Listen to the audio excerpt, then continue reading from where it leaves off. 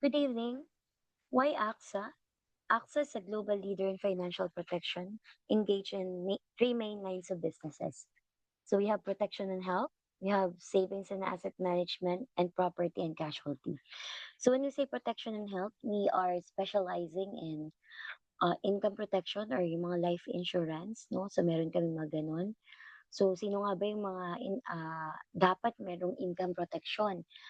So the moment you have beneficiaries, ikaw ay kumikita, you're earning income, and then may mga umaasa sa'yo financially, then yeah, that's the time you should have an income protection para maprotektahan yung lifestyle, no, ng pamilya.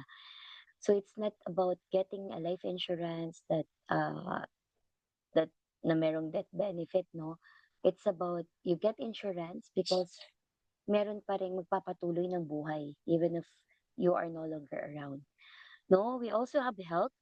So health is the foundation of a solid financial plan, no? Pinakamahalaga po talaga na asset ng isang tao bukod sa kanyang mga ari-arian is yung kanyang kalusugan because the key to achieving all of your dreams is yourself.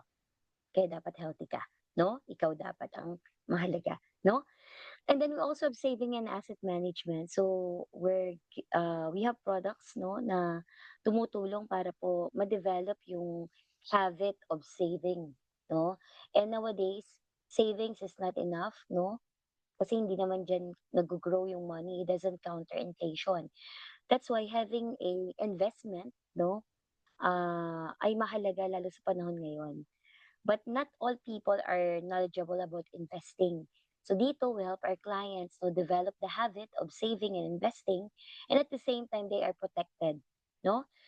And then we also have property and casualty. So we have property insurance, we have car insurance, travel insurance, business insurance. We also have student and personal accident insurance for teachers, no? And we also have marine insurance, right?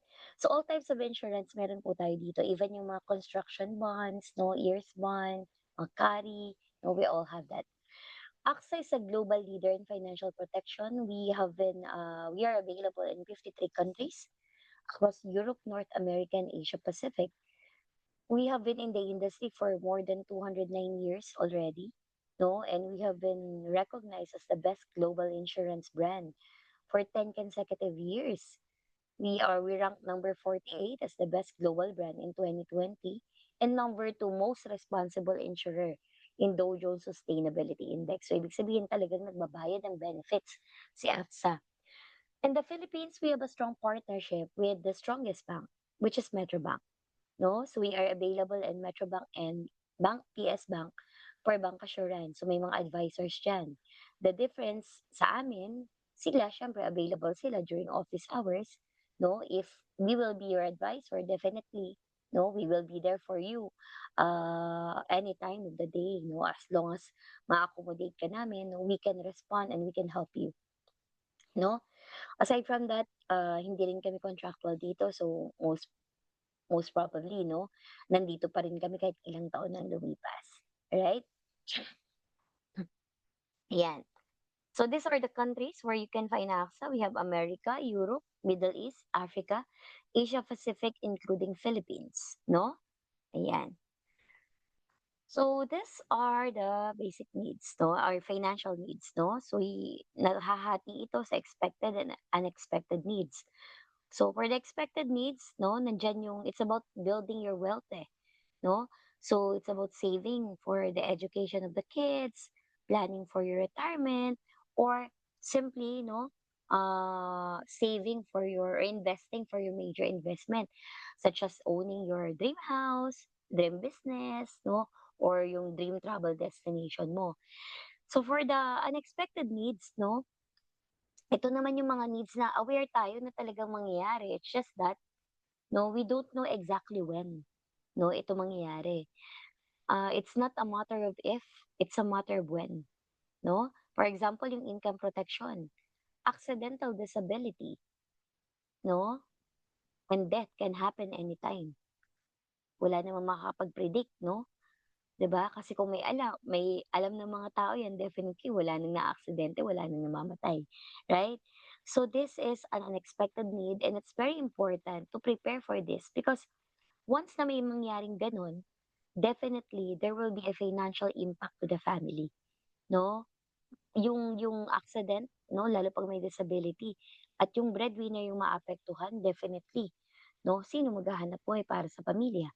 Paano yung pagpapagamot? Paano yung income na dapat kinikita nung taong yun? Pero dahil sa isang disability due to accident 'no, ay hindi na siya makakapaghanap buhay. Income protection is about protecting the lifestyle of the family and maintaining it 'no, kahit ano pang mangyari 'no. So, sabi nga nila ito yung life insurance, okay.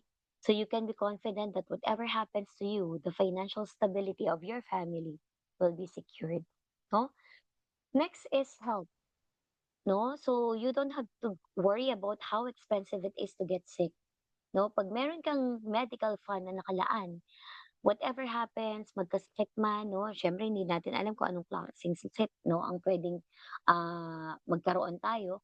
But if you have a medical insurance or health insurance and you have enough medical fund 'no, hindi ka mag-aalala na baka mabenta yung bahay mo, yung mga naipundar mo 'pag nagkasakit ka 'no. So be ready for all of your future medical needs. So when the time comes, you can focus on getting better. Napakasarap po na magsabi sa kliyente natin na, "Ma'am, you don't have to worry about anything. No? Just focus on getting better and AXA will take care of the cost."